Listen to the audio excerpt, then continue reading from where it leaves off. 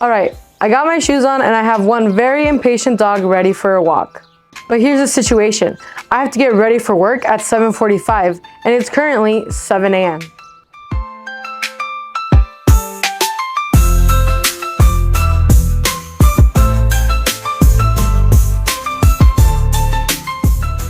So here's the question.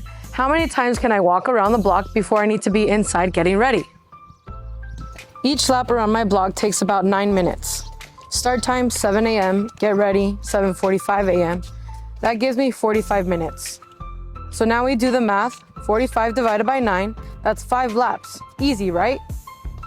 So let's be real. Am I walking non-stop? No.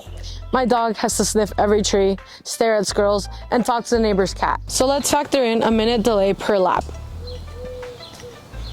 So I've got 45 minutes before I need to start getting ready, and each lap realistically takes 10 minutes.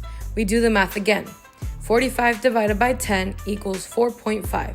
So that's 4 full laps, maybe 5 if we skip and don't get distracted by squirrels. Math is really everywhere. No calculators, no classroom, just everyday problem solving. So tag NextGen Math the next time you're using math in the wild.